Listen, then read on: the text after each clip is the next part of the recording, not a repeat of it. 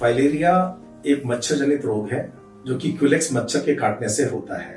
इस मच्छर के काटने से जो फाइलेरिया के परजीवी जो शरीर में प्रवेश करते हैं तो प्रायः शुरू में किसी प्रकार के कोई लक्षण उत्पन्न नहीं होते हैं। अधिकांशतः यह बीमारी बचपन में या स्कूल गोइंग एज में बच्चों को ज्यादा होती है और लक्षण उत्पन्न होने में लगभग 10-15 साल बाद 25-30 साल की एज में होता है। आइए देखते हैं संक्रमण कैसे फैलता है।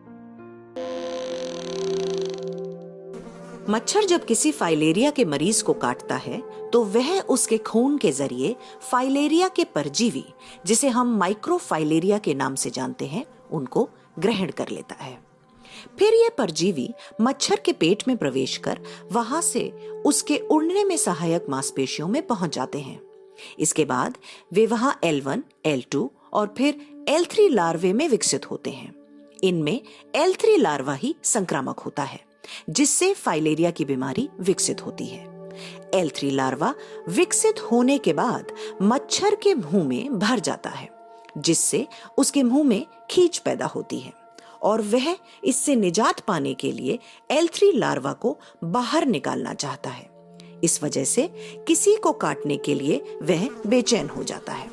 जब ये मच्छर किसी इंसान को काटता है तो L3 लार्वा खून के जरिए सीधे उसके शरीर में प्रवेश कर जाता है।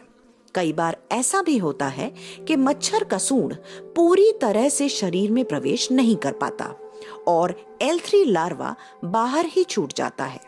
फिर भी यह घाव के जरिए खून में प्रवेश कर जाता है।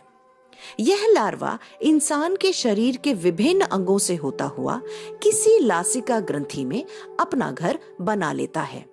फिर वह इस ग्रंथि में करीब 6 महीने के बाद नर और मादा के रूप में विकसित होकर प्रजनन द्वारा माइक्रोफाइलेरिया को पैदा करने लगता है। माइक्रोफाइलेरिया विभिन्न अंगों में भ्रमण करने के शुरुआती दौर में एलर्जी, खुजली, खांसी आदि के लक्षण दिखाता है। हाथी पांव और हाइड्रोसिल इसी संक्रमण के देर से पैदा होने वाले लक्षण हैं।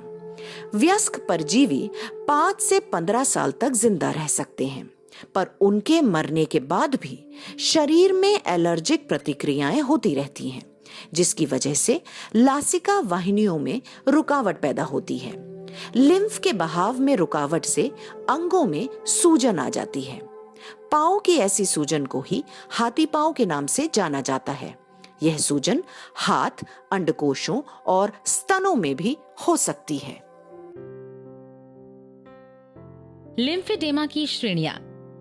लिम्फेडेमा या हाथी पांव के मरीजों की देखभाल के लिए लिम्फेडेमा की श्रेणियों को समझना बहुत जरूरी है। इन्हें 7 श्रेणियों में बांटा जा सकता है। पहली श्रेणी की पहचान।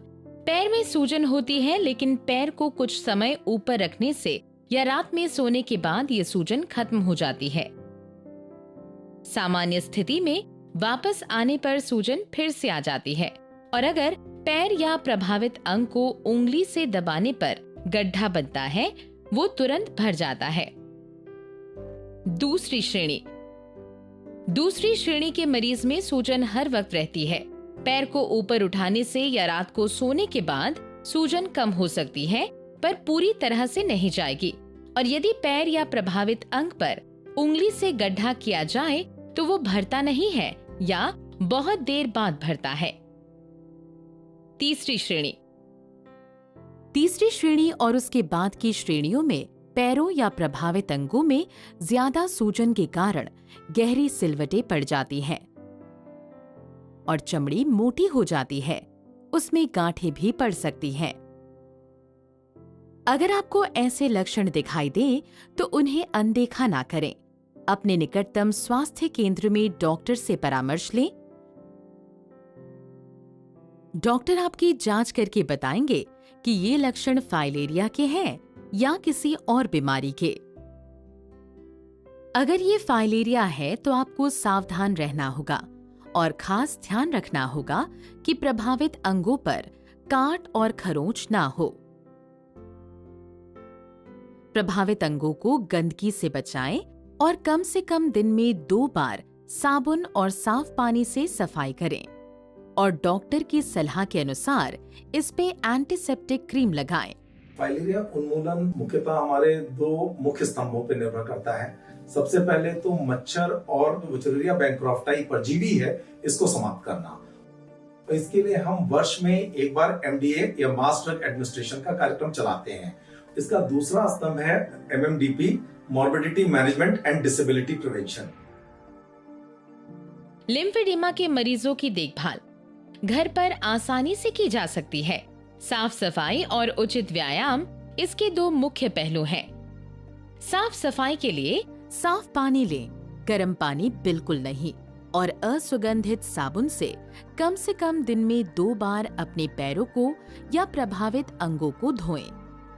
परिवार का कोई भी सदस्य प्रभावित अंगों की साफ सफाई के लिए मदद कर सकता है। मदद करने वाला व्यक्ति सफाई करने के बाद अपने हाथों को साबुन और साफ पानी से अच्छे से धोएं। पैरों या प्रभावित अंगों को अच्छे से साबुन लगाकर साफ पानी से धोएं।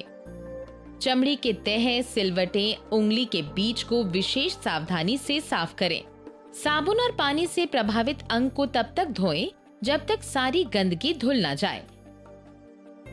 धोने के बाद साफ नरम सूती कपड़े से पैर या प्रभावित अंगों को धीरे धीरे पोंछ लें, बिल्कुल रगड़े नहीं। उंगली के बीच में या सिलवटों को ध्यान से अच्छी तरह से सुखाएं।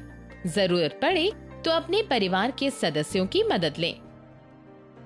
पैर को ऊंचा रखना।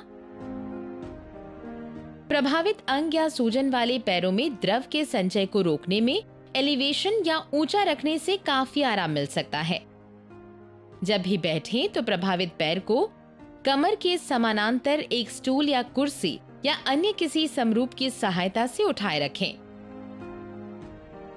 पैर को आराम देना चाहिए। यदि आवश्यक हो तो घुटने के नीचे तकिया देना चाहिए। लेटते समय पैर को सहारा देकर ऊपर उठना चाहिए, जैसे कि बिस्तर के नीचे ईंट। यदि हाथ, स्तन और अंडकोश प्रभावित हो तो रात के समय तकिया या कंबल को मोड़कर उसके नीचे रखना चाहिए। यदि एलएफ रोगी को हृदय रोग की समस्या हो तो उसे एलिवेशन नहीं करना चाहिए। हाथी पांव के मरीज को अपने चप्पल जूतों पर भी विशेष ध्यान देना चाहिए। जूते चप्पल से कोई रगड़ ना हो ताकि कोई फफोले ना पड़े। यदि फफोले पड़े भी तो फोड़े नहीं। आशा दीदी से संपर्क करें या प्राथमिक स्वास्थ्य केंद्र जाएं और डॉक्टर से परामर्श लें। जब तक ठीक ना हो जाए विशेष ध्यान दें।